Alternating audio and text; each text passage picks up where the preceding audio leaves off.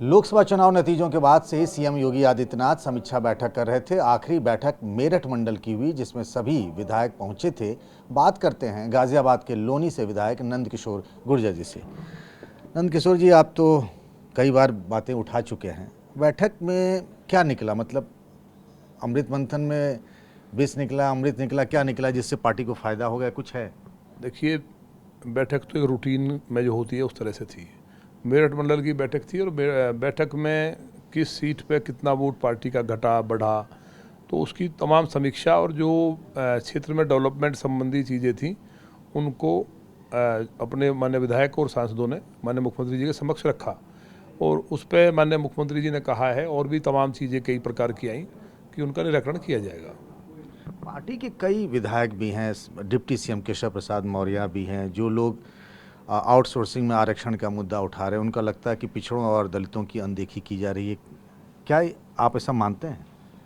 देखिए, पिछड़ों और दलितों की अनदेखी देश के यशस्वी प्रधानमंत्री माननीय मोदी जी के रहते हुए तो संभव नहीं है।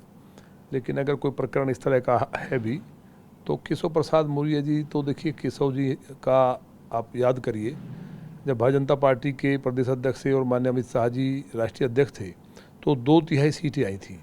तब मुख्यमंत्री का चेहरा कोई नहीं था और उसके बाद सीटें बढ़ी और फिर हम 19 में भी बढ़े हैं, 14 में भी हम बढ़े, तो लगातार सीटें बढ़ी। लेकिन जिस तरह सरकार बनी और वो लगातार अधिकारियों ने जो उनका वर्किंग स्टाइल था चेंज होता गया, और ख़ास तौर से अब 2024 के चुनाव में जिस तरह से अधिकारियों ने पूरा समाजवादी पार्टी से जो कहीं ना कहीं ओबलाइज रहे या उनके जो द्वारा भर्ती हुए, गलत तरीके से भर्ती हुए, तमाम तरह के रिश्वत लेने के प्रकरण होते थे, तो उन अधिकारियों ने पूरे चुनाव में पार्टी को हराने के लिए जो नहीं हो सकता वो किया।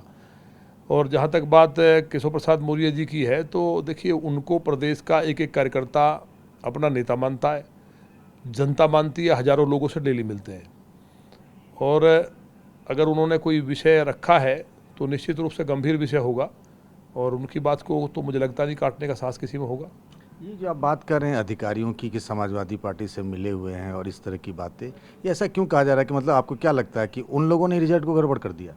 देखिए, आप एक बात अगर आपको शायद जानकारी हो, मेरे खुद के चुनाव में मेरी रिकाउंटिंग का ऐलान हो गया था, मेरी खुद का इलेक्शन में, जबकि मैं लगभग 9,000 वोट से जीता था। अपनी पार्टी के इतने बड़े मार्जिन पर रिकाउंटिंग का ऐलान होता है, तो कौन करा रहा था ये? तो अधिकारी जो सपा के थे, उन्होंने लगता था कि जो ओबीसी वर्ग में मजबूत लोग हैं उनको समाप्त किया जाए। तो ये रिकाउंटिंग का मैंने गृह मंत्री जी के ऑफिस में फ़ोन किया एक पार्टी के माननीय राज्यसभा सांसद ने, और ये घटना अखबारों में भी छपी। मैं ये नहीं कह रहा कि मैं ही कह रहा हूँ, ये वहाँ अखबार में छपा, तो ऐसा कभी सुना नहीं होगा आपने। उसके बाद माननीय केशव प्रसाद मौर्य जी का ही प्रकरण है, जब वो लगभग 8,000 वोट से ज़्यादा की लीड उनकी थी और लीड बढ़ी हुई थी, तभी अचानक से वहाँ के उनके जो एजेंट बाहर कर दिया जाता है। जब बाहर लोग उसका विरोध करते हैं, लाठीचार्ज करके, और प्रमाण पत्र दिया गया, तो केवल इसलिए क्योंकि केशव मौर्य जी ओबीसी वर्ग में केवल उत्तर प्रदेश नहीं, देश के कई राज्यों में मैं गया हूँ, हरियाणा में, पंजाब में, राजस्थान में, महाराष्ट्र में चुनावों में, तो उन राज्यों में उनको लोग अपना ये मानते एक आइडियल है, और वो एक बहुत मतलब छोटे गरीब परिवार से निकल करके संघर्ष करते हुए विश्व हिंदू परिषद से और यहाँ तक पहुँचे हैं, तो कार्यकर्ताओं के दर्द को जानते हो। तो उनको भी जब हराने का प्रयास हो सकता है, एक डिप्टी सीएम, उनके सारे प्रदेश ने देखा भाई, वो 8500 वोट से लगभग आगे थे और अचानक से हार का सर्टिफिकेट। ये कह रहे हैं अधिकारियों की बात, तो मुख्यमंत्री ने तो कहा बैठक में कि भाई सबूत लेकर आइए, मैं एक्शन लूंगा। देखिए, माननीय मुख्यमंत्री जी ने कहा है सबूत के लिए, बात सही है, सबूत लेके आएंगे तो उस पर कोई अधिकारी अगर उसको कार्रवाई होगी तो जेल भेजा जाएगा या सस्पेंड होगा, तो कोर्ट में काम आएगा। लेकिन अगर माननीय विधायक या माननीय सांसद ये कहता है कि अधिकारी बेईमान है, भ्रष्टाचार कर रहा है, तो उस पर माननीय विधायक का कहना ही पर्याप्त है। चीफ सेक्रेटरी से बड़ा प्रोटोकॉल उसका होता है। अगर किसी अधिकारी को संज्ञान हो जाए, डीजीपी है या डीजीपी छोड़िए, अगर कोई एसपी लेवल का अधिकारी है कि ये दरोगा भ्रष्टाचार कर रहा है, तो वो उसको तुरंत कार्रवाई करके लाइन हाजिर तो कर ही देता है। उसके बाद उसकी जांच हो तो सस्पेंड भी हो जाता है।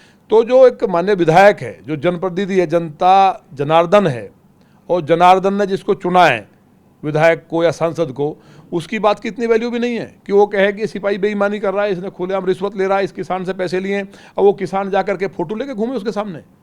अभी जब खुद जब ये चर्चा चली और माननीय मुख्यमंत्री जी ने इस पर संज्ञान लिया, तो आपने देखा नहीं बलिया में कैसे थाना छोड़ के भाग रहे हैं, एसडीएम सस्पेंड हो रहे हैं। तो जो हम लोग लगातार कह रहे हैं कि अधिकारी समाजवादी पार्टी के एजेंट के रूप में काम कर रहे हैं, मैं बताया ना, एक कम बड़ी बात है कि मेरी रिकाउंटिंग हो रही है और केशव जी को हरा दिया गया केवल ये दिखाने के लिए कि ये जननेता नहीं है। आप वही नंदकिशोर गुर्जर हैं, मुझे याद है तारीख 19 दिसंबर 2019 जो यूपी विधानसभा में हुआ था। क्या ऐसा है कि विधानसभा की जो बैठक शुरू हो रही है फिर वो हो सकता है? देखिए, वो ऐसा कभी सपने में भी हम सोचते नहीं हैं। कई बार कोई घटना बिना ईश्वर की मर्जी के नहीं होती है। मैं वही बता रहा हूँ ना कि जो मेरी रिकाउंटिंग में भगवान ने मुझे बचा लिया, और जो आप तमाम बातें कह रहे हैं, तो ये सब चीज़ ऐसा नहीं है।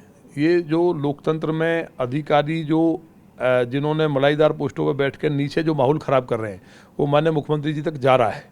और ये बात प्रमाणित हो रही है, जब वो खुद डीसीपी जा कर के वो भाग रहे हैं या सस्पेंड हो रहे हैं, तो इसका मतलब ये है कि निचले लेवल पर कहीं ना कहीं जो थाने हैं या तहसील है उनमें भ्रष्टाचार है। तो उसकी बात को अगर नहीं बोलेंगे, नहीं कहेंगे, तो उसका ऑपरेशन कैसे होगा, वो समाप्त कैसे होगा?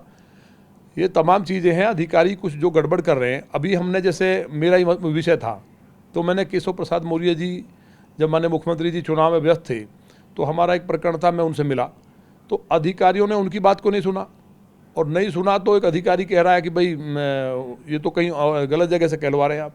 तो हमने उनसे कहा कि अधिकारी अगर अपने आप को दुर्योधन समझ रहे हैं इस उत्तर प्रदेश में, कि हम दुर्योधन हैं और किसी की नहीं सुनेंगे, और जो कोई सही बात भी कहेगा उसको भी हड़काएंगे, तो अगर केशव को बांधने के लिए दुर्योधन ने कोशिश की महाभारत में, अगर केशव को दुर्योधन बांधने चला तो दुर्योधन तो निपटा ही निपटा। पितामह भीष्म जैसे विद्वान आदमी, द्रोणाचार्य जैसे धर्मार्थी आदमी और कर्ण जैसे महारथी, सबका सर्वनाश हो गया। तो हमें महाभारत से सबक लेनी चाहिए कि केशव को बांधना संभव नहीं है। केशव को बांधने के चक्कर में सब निपट जाएंगे।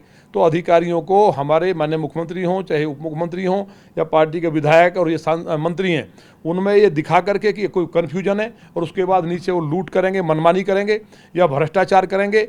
और कई विधायकों को देखिए, कोई भी विधायक अपनी सरकार के बारे में ये कहते हुए बहुत तकलीफ होती है कि कहीं ना कहीं थाने चौकियों में बेईमानी है, वो केवल संज्ञान में लाना चाहता है, और उस पर माननीय मुख्यमंत्री जी ने काम शुरू कर दिया है। आज की बैठक शानदार हुई है, और मुझे उम्मीद है कि ये जितना भी कॉकस बना था, और जो अधिकारी बैठ करके ऊपर, क्योंकि जो ईमानदार अधिकारी है बेचारा नंबर नहीं आता उनका।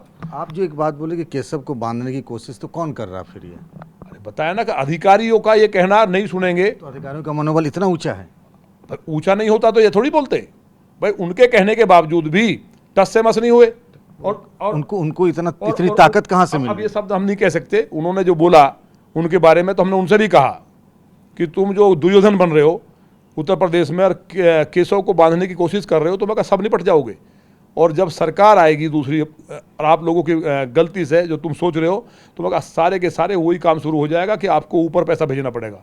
आज तुम नीचे से जो लूट करते हो, सारा का सारा तुम्हारी जेब में रहता है। कई अधिकारी ऐसे हैं जिनके मेरे पास प्रमाण है, जो विदेशों में पैसा जमा कर रहे हैं। तो उस चीज़ की जानकारी ऊपर चली गई है, उनके खिलाफ एक्शन शुरू हो गए हैं। और अधिकारी जो अच्छे अधिकारी हैं, उन अधिकारियों का इस बात से हौसला बुलंद हुआ है, और माननीय मुख्यमंत्री जी की नॉलेज में आई है। तो आज ये बैठक हुई है, और जो लगातार मंडलों की बैठक हो रही है, ये पिछले 6 महीने में, पहले सब अच्छा था, 6 महीनों में अधिकारियों को ये लगा कि सरकार को हम निपटा देंगे। लेकिन माननीय प्रधानमंत्री जी बने, और 2027 की तैयारी अभी से कर रहे हैं। लेकिन इस बात की जानकारी आ गई है, और मुझे उम्मीद है कि निश्चित तौर पे बढ़िया ऑपरेशन होगा, और उत्तर प्रदेश में दोबारा से। ये आप ऑपरेशन कह रहे हैं, ऑपरेशन क्या होगा? ऑपरेशन होगा जो हो रहा है, देखा नहीं, थाने से भाग रहे हैं, एसडीएम सस्पेंड हो रहे हैं, तो अब बड़ों का भी नंबर आएगा ना। कि भ्रष्टाचार तो ऊपर से चलता है, भ्रष्टाचार नीचे से नहीं चलता है। कोई भी चीज़ ऊपर से चलती है नीचे को। तो अगर ऊपर 1-2 ऑपरेशन हो जाएंगे, मैंने तो ये भी कहा है कि या तो किसी नेता के खिलाफ प्रमाण मिले भ्रष्टाचार का, या अधिकारी के खिलाफ मिले, तो सस्पेंड नहीं होना चाहिए, उसको तो नौकरी से बर्खास्त करके रासुका लगनी चाहिए और जेल भेजना चाहिए। 4 काम अगर ऐसे हो गए, और मुझे उम्मीद है माननीय मुख्यमंत्री जी जीरो टॉलरेंस की सरकार में मजबूती के लिए जाने जाते हैं, कि 2-4 ऐसे एक्शन होंगे, वही रामराज जो पिछले 7 साल से है दोबारा से लौटेगा। नंदकिशोर गुर्जर हैं, और 2019 में घटना हुई थी, तब वो सेंटर में थे, और एक बार फिर से उस तरह की शिकायतें सामने आ रही हैं, अधिकारियों की मनमानी से लेकर पिछड़ों की अनदेखी को लेकर के। यूपी बीजेपी में सब कुछ ठीक ठाक तो वैसे चल नहीं रहा है।